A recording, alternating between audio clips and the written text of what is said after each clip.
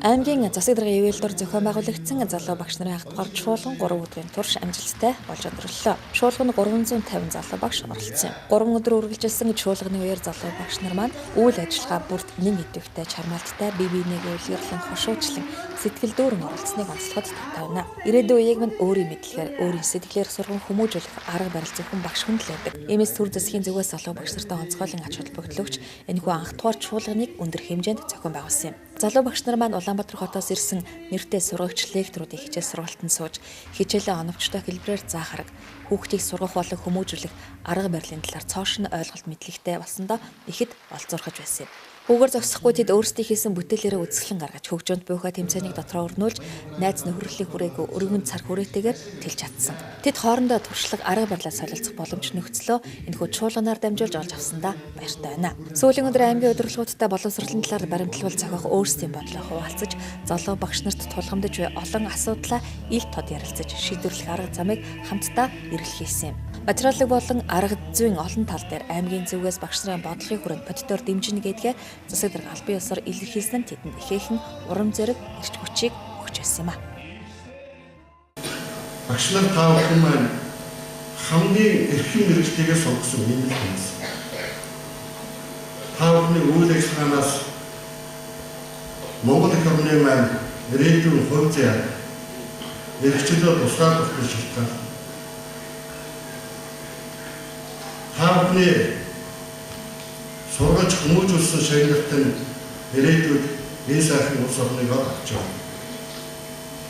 Тийм ч учраас хүний хүмүүжүүлэх, сургах, зөв чиглүүлэх, манлайлах ийм эрхэм үүргийг багш та бүхэн маань хүлээж. Багш нарт хамаагүй нэг ч зүйл байдаг.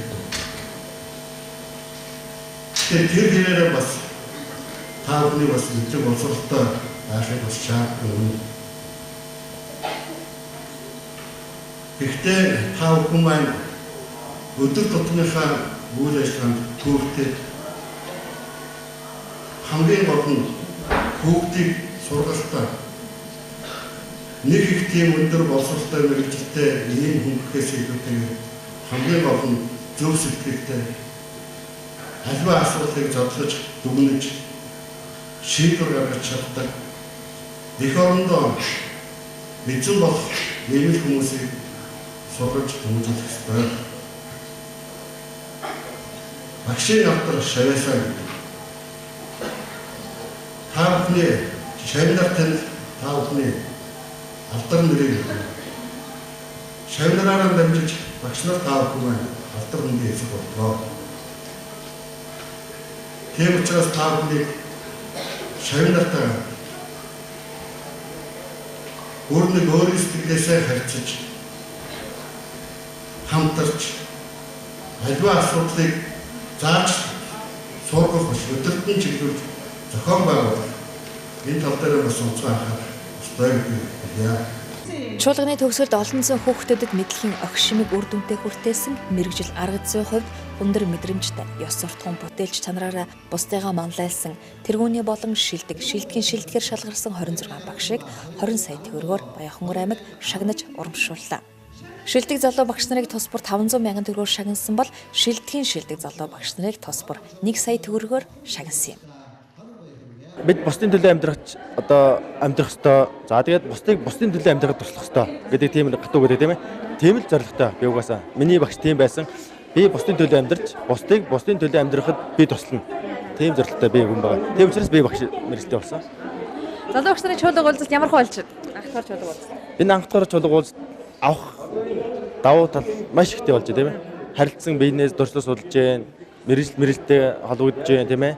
Тэгээд залуу багш нар бас нэг харилцан холбоотой ийм өөрөөсөө маш асар их өргөөжтэй зүйл болж байна гэж ойлгож байгаа. Ер нь бол залуу багш нарын хувьд тулгамдсан асуудал ер нь дуршлага нэг илүү хуримтлуулах тийм ээ. Бид нар чинь нөгөө дөнгө төгсөөд ирж байгаа залуу багш нар болохоор ер нь хуримтлал айгүй муутай дуршлах тийм судалт. Тэгээд ер нь бол бусад багш нараас Ахмад багш нараас ер нь дуршлах судлах Тэр талаас нь ер нь чиглээд залуу багш нартай илүү хүртээмжтэй бас хүргээд өгвөл илүү даваа талах болов гэж бодож байна. Энэ одоо чуулганыг зохион байгуулж байгаад бол үнэхээр сэтгэл өндөр байна.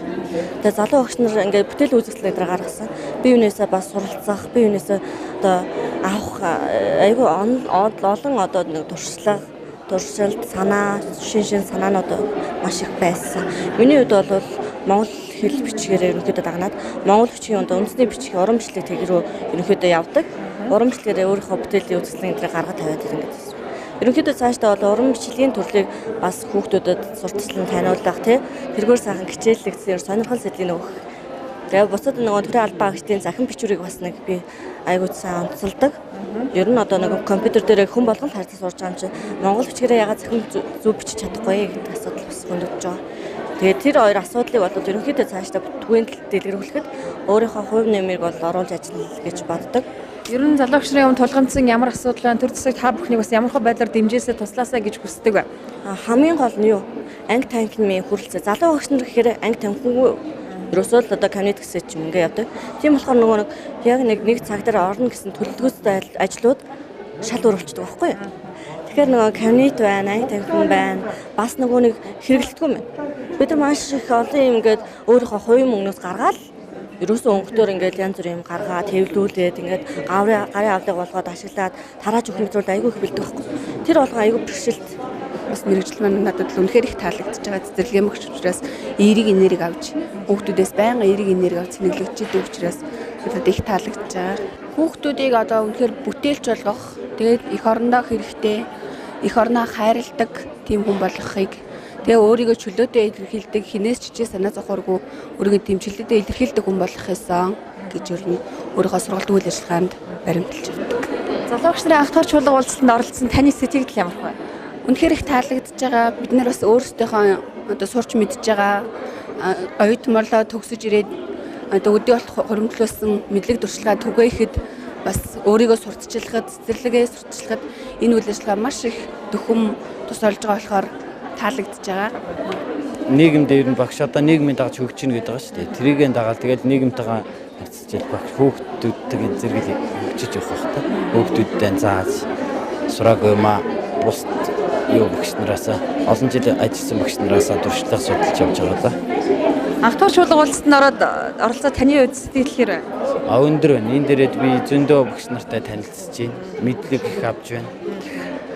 За 3 дахь жилээ багшилж байна.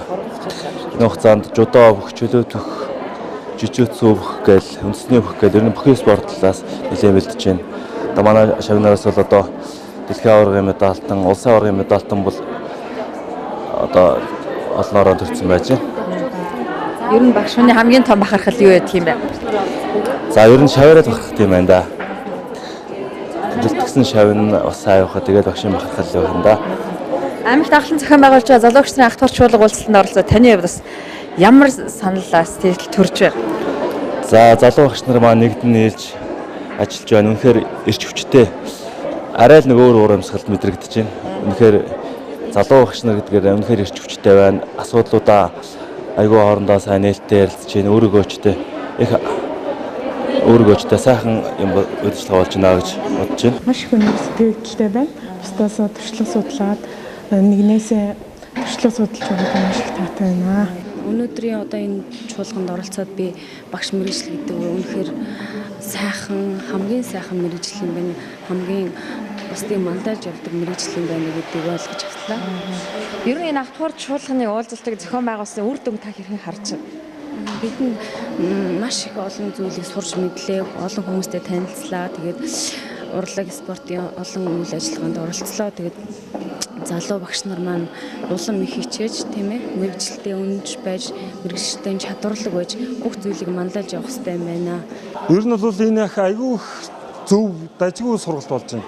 Өчтөрийн тэр орсон лекцүүд бол ерөөсөө дандаа сургагч тэр багш нарт хамгийн гол сургагддаг ерөөсөө сэтгэл зүйн одоо хүүхдийн темпераментийг судлах чиглэлээр орсон. Тэр бол залуу багш болгоны заавал мэдэх ёстой одоо сургалт лекц байлаа. Өнөөдрийн одоо ярилцж байгаа хэлцүүлгийнхаа үр дүнд бол залуу багш гэж ер нь яг ямар байх ёстой, бие хэрхэн авч явах ёстой, ямар алдаа дутагдлыг гаргахгүй зас залруулах ёстой вэ гэдэг талаар ер нь хэлцэж ярилцж байна. Тэгээд дээрэс нь одоо удахгүй салбар уралдаанаар залуу багш нарын одоо тулгамж байгаа асуудлаа хэлцээд түүнийг хэрхэн шийдвэрлэх вэ гэдэг арга замд одоо хүрнэ гэдэгт одоо итгэлтэй байгаа.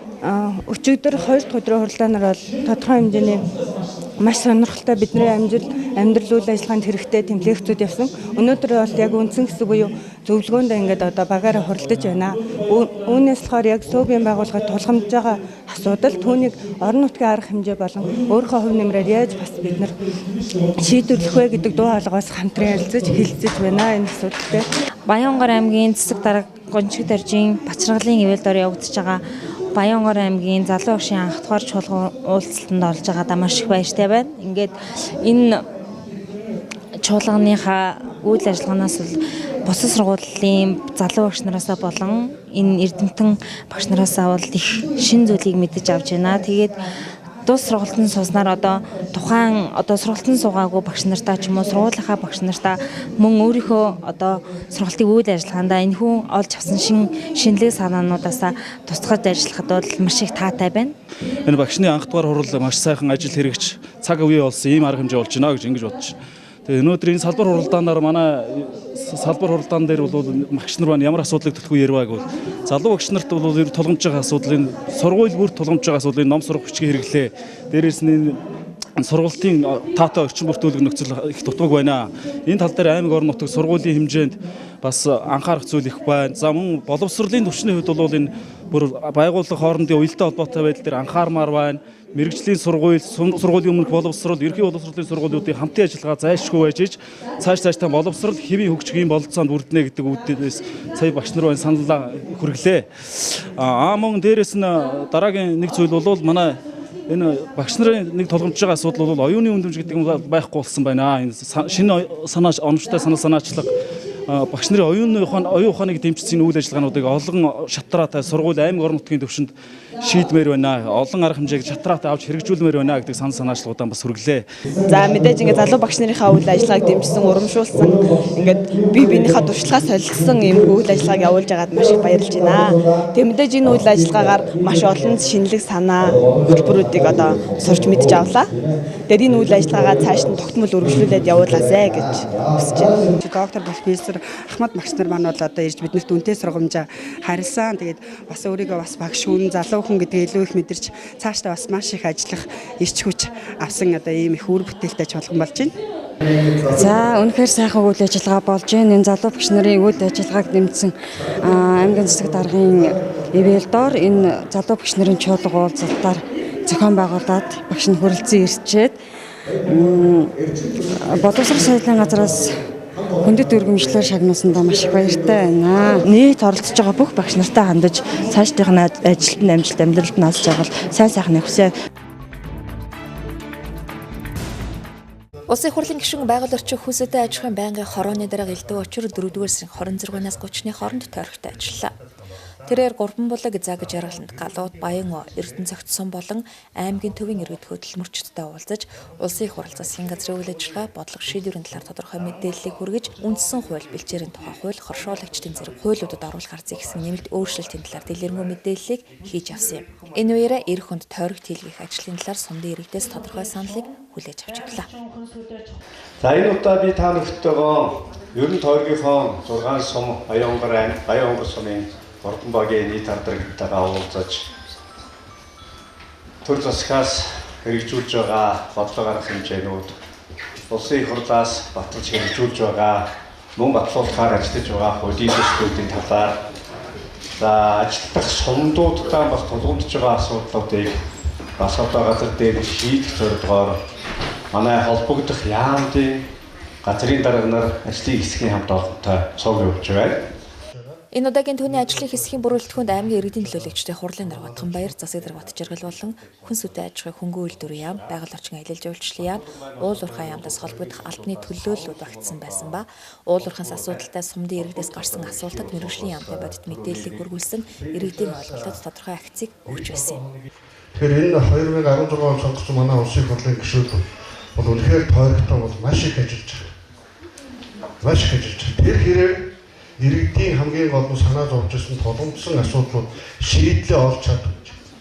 Бас энэ төр засгийн бодлого шийдвэр тусч байгаа нь бол бас энэ сум орон нутагт амьдрал цэцэглэх, ажил хөдөлмөр ундрах, хориглох ийм сайхан байдал боломж болцоо бий болгож очих. Энүүгээрээ л их ач холбогдолтой. Энд бол би бас гишүүндээ маш баяртай байна.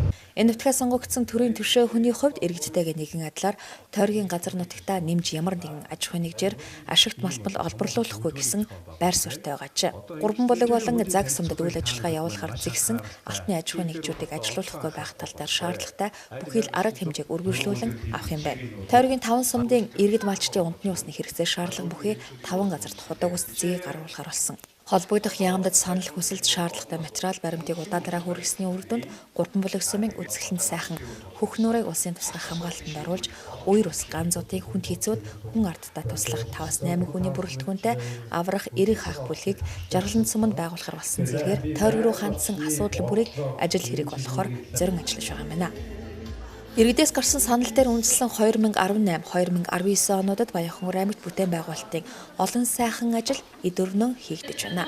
Тухайлбал 9-р тойрогт өнгөрсөн онд Баянхангар аймгийн Эрдэнэ цогц суманд нутгийн удирдлага ортон аймгийн төвд 50 ортой хүүхдийн имлэг байгуулсан зэргээр тойрогтой томоохон хөрөнгө оруулалтын ажлыг их хурлын гишүүний зүгээс хийлгэсэн бол энэ онд Үлзийт голын ганцын гарамд 3.2 тэрбум төгрөгийн өртгөөр төмөр бетонын гүүр тавигдах зэргээр Хангай сумдад 2 гүүр, 1 сургууль, 3 соёлын төв зэрэг 10 гаруй тэрбум төгрөгийн ажил хийгдэх юм байна.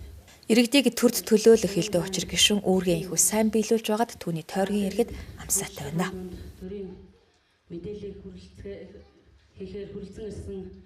За би болохоор багш нарын одоо өнөөгийн нийгэм тулгамдж байдаг нэг асуудал бол байнга багш нар бол заах арга зүй, дуршлага за тэгээд яг энэ нийгэмдээ тааруулаад одоо хөгжилтөө хөл нийлүүлж байнга одоо тасралтгүй хөгжиж байх ёстой. Тэгээ энэ үүднээсээ бид нар Улаанбаатар хотын одоо жишг сургуулиуд дээр туршлага солилцох ажлыг 4-р улиралдаанд зохион байгуулмаар байгаамаа. Тэгээ энэ дээр бас зардал санхүүгийн асуудал дэмжлэг тусламж үзүүлээч гэсэн чинь их найртайгаар баяртайгаар хүлээж авлаа. Тэгээ бид сургуулийнхаа бүх багш нарын өмнөөс баярлалаа гэж хэлмээр байна. Ойр ажиллаж байна. Спортын урлагийн тэмцээнүү тэгэл хүн хөгжөөсөн. Хүн чинь ерөөсөө сэтгэлийн амт юм чинь тэрийг хөгжөөсөн, хөгжүүлэх гэсэн ийм сайхан юм явж байна. Гадаа дотоод явуулж, юм харуулж, нүд тайлуулж байна. Тэгээс манайх чинь бүглүүдөө газар яахан юу штэ хүмүүсийн боловсрол юмны хэмжээ бас яахан янз бүр байдаг. Тэрийг би бас яахан олон газар явуулахаа ажигладаг. Тэгээ тэрийг нэг цэнгэлж өгч байна. Хүн их урамшиж байна. Ийм л байна. Энэ их сайхан юм. Төрд сонгосон та бүхний элч төлөөлөгчийг төрд сонгогдоод та бүхнийхээ хүссэн хэмжээнд хүртэл ажиллаа хийж чадчихна. Тэгээд ер нь бол хийж хэрэгжүүлж байгаа ажлын тухайд та бас ямархуу санал бодолтой байгаад байна. Тийм одоо энэ байгаль орчин хүнсгэтэй ижихын байнгын хорооны дарга хийснээс хэд хэдэн тэр одоо малын генетикийн судмын сан тэгээд одоо энэ бэлчээрийн тухай хууль санаачилж байна. Тэгэл малчдын тэтгэвэр хэмжээг нас нөгөө найшлууллаа. Их л ажил хийлээ. Төрд хийх юманд хийлээ. Зүгээр манайх нэг яахан юу байгаамаа. Хүмүүсийн ухамсарын хэмжээ нэг тийм да. Би тэр хүмүүсийн ухамсарын хэмжээгээр төр хүчтэй гэдэгт итгэдэггүй юм шүү дээ. Тэр философитой хүн. Тэгээ нэг яахан хүмүүс бид өөрснөө л их ажилмаар байна. Яг эднэр шиг л ажилмаар байна. Сэтгэл ханамжтай. Их сайхан баярлалдаг би. Баярлж байна. Би их хурлынхаа гишүүн юу их хурлынхаа даргач баярлж байна. Даал тэр мэдээллүүдийн үздэг их хурлын чуулганы материалыг бол ер нь л хоногтой үзсэн шүү. За тэгэл хөрөл зүгт дарахт би их баярлж байгаа. Угаасаа зэрэг би өөрөө зэргийн хүлдэ. Сайхан шийдвэр гаргаж гоё. Бэрхшээлүүд их байна. Тэгээ тэр чинь ганцхан өдөр ганцхан жил хийж болохгүй. Суур тавьж байгаад их баярлдаг. Улсын хурлын гишүүн элдв очирдон ажилтны амжилт гэж өндрөө сүндөр амжилт хүсье. Манай гурван гишүүдүүд энэ Баянхангар аймагт боломжийн ажил хийж байгаа. Энэ имлэг түргэн тусламжийн олон амтны ан насыг яг тэрэгцэнд нь баярлж явдаг.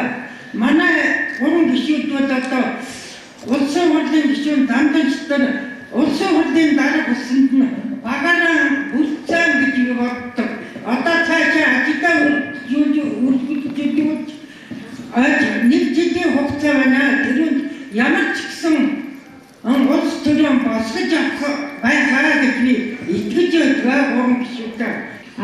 Засаг даргын нэгдэх гэр хөтөлбөр гэж дэлхийн зүгээс хэрэгжүүлж байгаа тийм хөтөлбөр хамгаалцаа 30 айлын нэгээр манайх тодорсон.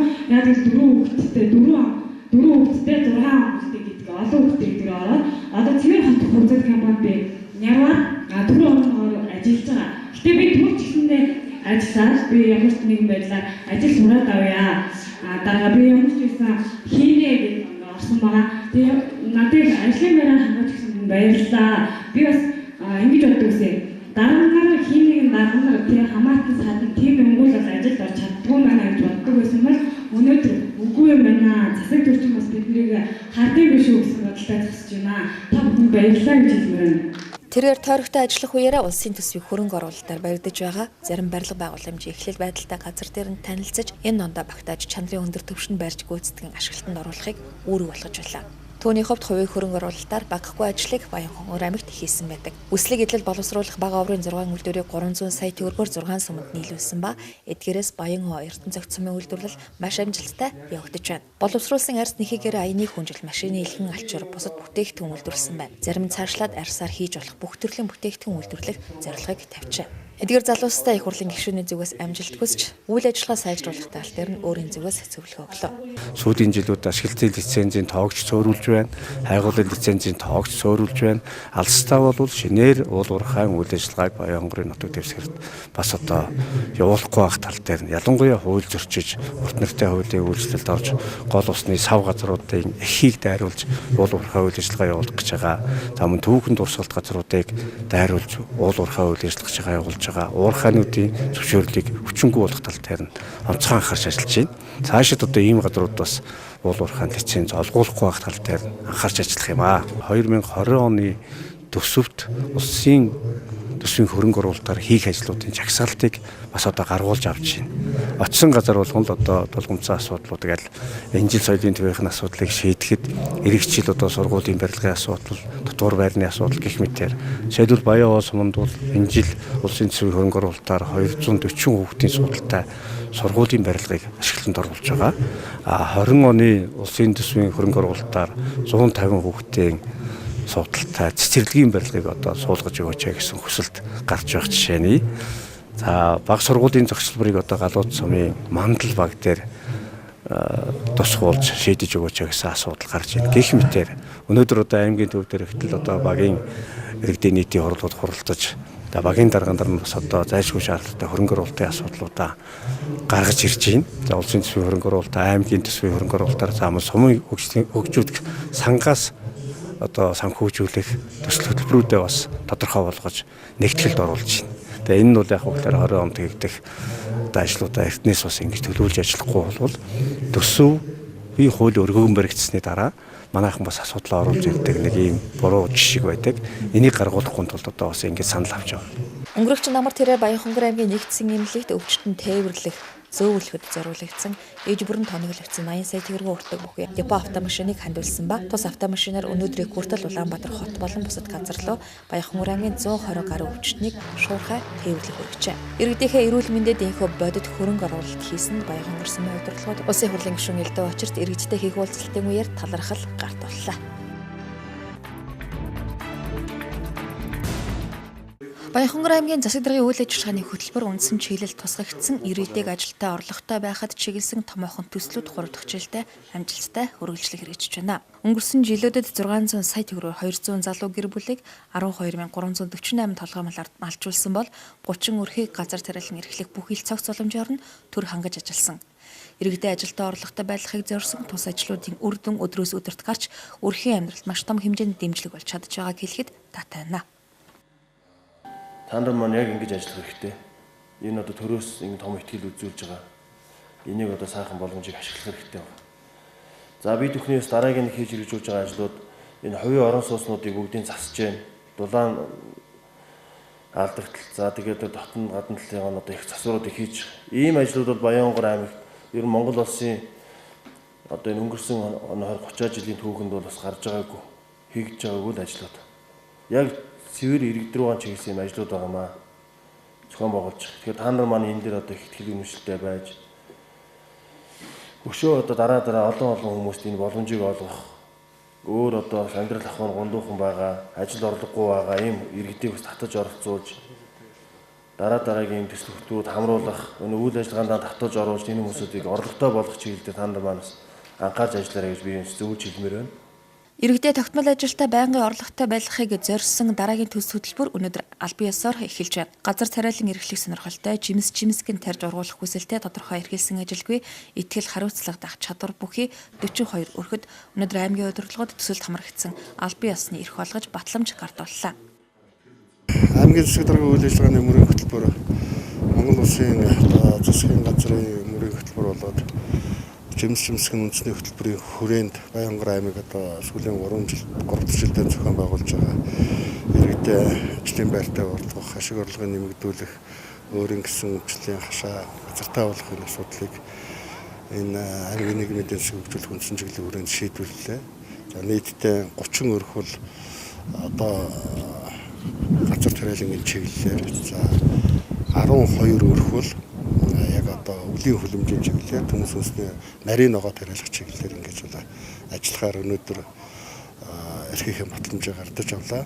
За Баянгор сумын хэмжээнд бол энэ асуудалтай нийтдээ нэг 50 гаруй иргэдийн маань өргөдөл хүсэлт ирсэн. Энэ өргөдөл хүсэлтийг ажлын хэсэг нэг үргэлжлэн уулзаж, асууж, тодруулж ярилцсан үндсэн дээр бол шалгаруулсан байгаа. Баянхонгор сум газар зохион байгуулалтын төлөвлөлтөнд оруулснараа эдгээр өрхүүдэд хуучнаар 10,000 тагаараар газар олгохоор сумын захиргаа шийдвэрлсэн байна. Төрөлсгийн байгууллагаас аймаг сум орон нутгийн зүгээс бас өрхүүдээ, хөдөлмөр эрхлэлгүй өрхүүдээ ашигтай орлоготой болох зорилгоор төмс үндэсний ногоо жимсгэн тариалах зорилгоор төрөлсгөөс та бүхнийхээ бас ажлыг дэмжиж хөрөнгө оруулалт хийж өнөөдрөөс батламж гардуулж үйл ажиллагаагаа баталгаажуулж батламжилж байна. Үүний нэг талд бол бас хариуцлагагүй та бүхэнд бас хариуцлага ухамсарлаж ажил үйл ажиллагааг доктортой сайн хэрэгжилж явуулахыг хүсье. Та бүхнийхээ ажилд амжилт, амьдралд нь сайн сайхныг хүсье. Баянгор сум өнөөдөр газар зохион байгуулалтын төлөвлөгөөнд та бүхний эрхлэх тариалан эрхлэх жимсний тариалах талбайн газрыг газар зохион байгуулалтын төлөвлөгөөнд тусгаж оруулсан байгаа. Тодорхойлбол урд донд жимсгэн тариалах 30 өрхийнхөө ертөнцийн зүгээр баруун хойд чигтээд газар олгохоор төлөвлөгөөнд тусгасан гэдгийг бас мэдэгдэе та бүхэнд. Эдгээр өрхийг сонгохдоо ямар нэгэн намын харьяал үзэл бодлын ялгуургүйгээр тариалан эрхэлж чадах болцлыг хангасан мөн ажил хий гэсэн чин сэтгэлийн ирмэслэлтэй иргэдийг сонгож авчээ. Өрхүүдэд олгосон газруудыг тус бүрд нь хашаажуулж үр тариа зохих тоног төхөөрөмжөөр хангахад шаардлагатай зардал 207 сая төгрөгийг төрийн зүгээс Баянхонгор хөгжлийн корпорацид төвлөрүүлээд байгаа юм. Тус корпорацаас тодорхой хяналтын дагуу санхүүжилтийг олгох ба үйл ажиллагааны гүйцэтгэл яцд наривчилсан хяналтыг тогтмол хийж авах юм а. Ер нь манай аймгийн иргэд бол бас хөдөлмөрч ямар ч ажлыг хийж чадна. Өмнөх анхны энэ төслийг авсан 30 айл бол үндсэндээ тийм хайрган хөрсөн дээр төмс үндэсний ногоо тариалах эрхээ бол авч ажиллаа эхэлж байсан. Тэд үнэхээр хайрган хөрсөн дээр төмс үндэсний ногоо ургуулж ямар ч газар дээрс ашиг орлого олж болох юм байна гэдэг нь үзүүлсэн.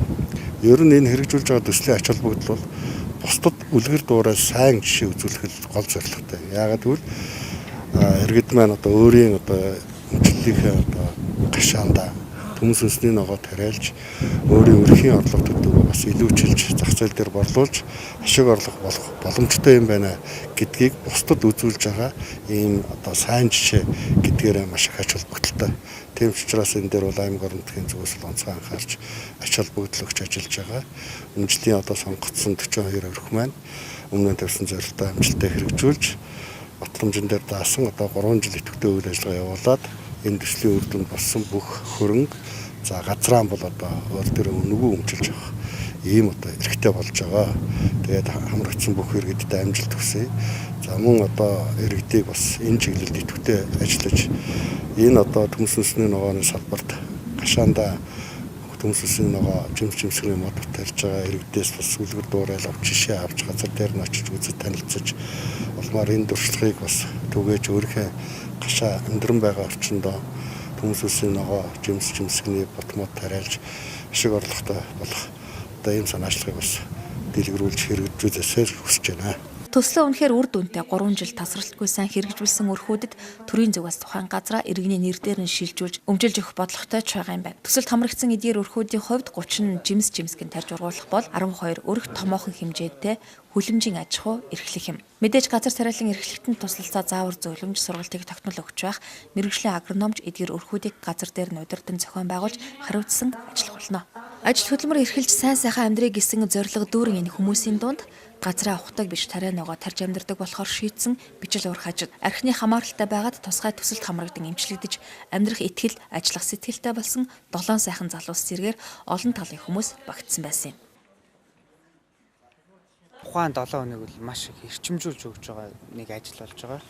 Үндсэндээ байнгын тогтмол ажилтаа болж байна гэдэг маань тэр хүн илүү янз бүрийн асуудлуудад сэтгэл санаанд зовох, за сэтгэлээр унах гэх мэтчлэн асуудлуудаас бол ангижирч өгч идэг. Дээрэс нь за энэ хүмүүст бол одоо төр зэсгэж маш том ихтгэл хүлээлгэж байна. Итгэл гэдэг маань бол одоо хүний зориг, урам зориг бол улам их бадрааж өгч идэг. Хүний нэг гайхалтай зан чанар авах. Газаргүй болж яхад газараа ухаж төнхөд амьдрах гад ингээд одоо үе залгамжилж газар ухна гэж байхгүй. Тийм учраас би бичил урхаачтаас одоо 6 хүний тэр яг шаардлага хангасан 6 хүний одоо анкетыг гаргаж өгсөн байгаа. За тэгээд энэ 6-ад минь одоо 3 хүн нь хамжаад хөлнжин дээр ажиллах, 3 хүн нь одоо тэр жимсгний ногооны ашаандар ажиллах ийм 2 юунд одоо хамрагдуулж байгаа маш их баяртай байна. Би ямар ч байсан өөрөө хариуцаад аймгийн холбооны тэргүүний хувьд хариуцаад энэ 2 одоо бичил урхаачтай өөр ажлын байранд шилжиж байгаа. Энэ ажлын байрыг бол би ямар ч байсан үлгэр жишээчээр одоо ногоогийн тариулаад ингээд орлоготой одоо иргэн болгож чаднаа гэж одоо та бүхэнд одоо мэдгийе. Газар тариаланд оролцсондоо баярлалаа. Би өмнө Тээврийн төсөөний уулзалт өөрөө газар 8 жил газар тариалангаар явж эхэлсэн. Тэгээд одоо өөрийн гэсэн газар талбайтай болж амьдралгаагаа дэвшлүүлэх гэсэн бол энэ төсөлд орсондоо баярлж байна. Би амбул 5 зургуулаа хүүхдүүдтэй зургуулаа хамтдаа нөхөр хүүхдтэйгээ. Тэгээ би одоо энэ төсөлд хамрагдсандаа маш их баяртай байна. Хүүхдүүдтэй их амьдралд зааж өгч зөвлөгөө өгч энэ ногоог үр дүнтэй амьдралд нь хэрэгжүүлж ногооч нь болгож цаашдаа бүр энүүгээр амьдрахаар болгоно гэдэгт итгэлтэй байна. Би энэ Монгол Улсын засгийн хангалтаас хэрэгжүүлж байгаа жимсгний үндэсний одоо хөтөлбөр аймгийн одоо 2019 оны үндсэн цэглэлд орсон одоо энэ жимсгэн тариалах энэ хөтөлбөрөөс одоо жишг өргөд хамрагсандаа туйл их баяртай байна. Ямар ч байсан энэ бүгд итгэл найдварыг хүлээж цаашдаа доктортой ажиллаж жишг өрг болох өөрийгөө биелүүлж чадна гэж бодож байна. Энэхүү аймгийн удирдлагууд төрийн зүгээс итгэл үзүүлж ажил хийх бүхий л боломж нөхцлөөр хангаж өгсөн тэд баяртай. Төр төмөн та бүхнийхээ итгэлийг алдахгүй ажиллах болно гэж итгэл дүүрнээр өгүүлэх эрхэм тариаланчдаа амжилт хүсье.